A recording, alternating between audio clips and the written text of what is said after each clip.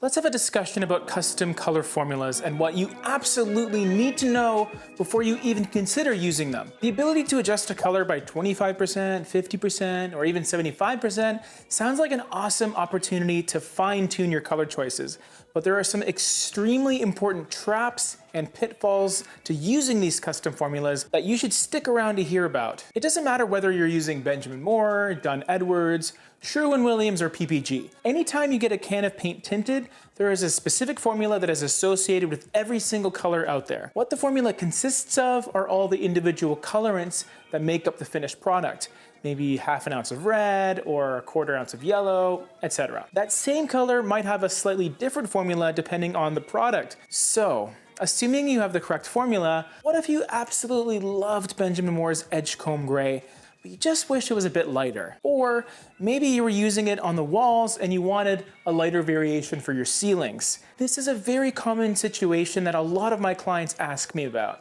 If you're familiar with custom formulas, you might consider asking your paint store to make a lighter version of Edgecomb Gray. And how they do it is they start with the original formula and then remove a quarter or a half of the colorant going inside. Maybe instead of an ounce of tint, you're only ending up with half an ounce. Sounds simple, right? In some cases it is. Sometimes it seems like that perfect coordinating color you're looking for just doesn't exist. And you have to start delving into paint mixing alchemy by adding some white or removing some other colorants that are inside. But I need to tell you that it isn't always that simple.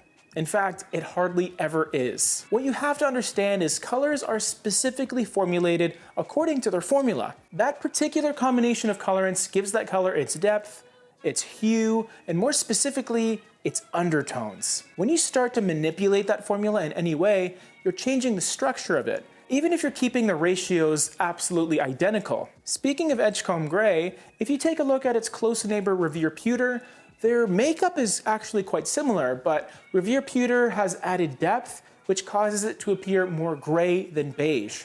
This is what can happen when you half a formula, or double it. You'll definitely end up with something lighter or darker, but there's no guarantee that the undertones will be the same or that the colors will coordinate at all. It really is a bit of color roulette that isn't the simple answer we all think it is. I know, don't shoot the messenger. It's not all bad news though. We wouldn't have the option to customize formulas if there wasn't a point to even trying them. What I always recommend though is before you start to tweak things yourself, make sure you do a deep dive and really see if you can find that right color that's already pre-made in the form of a color swatch that you can guarantee will come out the way that you expect. Within reason, of course. Even if it means looking at other paint companies' color palettes, I find it's always easier and safer to pick an actual color before you go and make your own. If you have exhausted all your options, or you just honestly can't be bothered, which I respect, then you can start playing around with those 50 or 25% formula adjustments. But don't ever assume that they're just going to work. It's imperative that you test out your custom colors before you commit to painting any large surfaces. Grab a couple mighty boards, and you can even do a step-by-step process where maybe you begin with a quarter of the colorant or strength, and if it's way too light and desaturated, maybe put another quarter in and up it to half strength. Your local paint store might be a bit annoyed. I know, I used to mix paint myself, but at least you're getting yourself peace of mind knowing that you'll end up with the results that you're looking for. I just see too many people relying on custom formulas, assuming it's a surefire way to create a harmonious monochromatic palette, but in a lot of cases, you're heading into uncharted waters. So make sure to pack your life jacket. One final important note about custom formulas is that sometimes with some products, it's not as simple as dividing the formula in half to get that lighter formulation.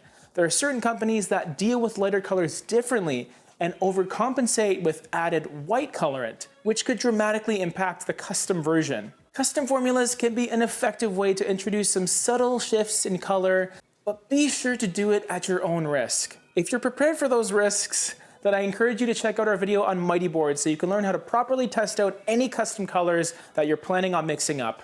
You brave, brave souls.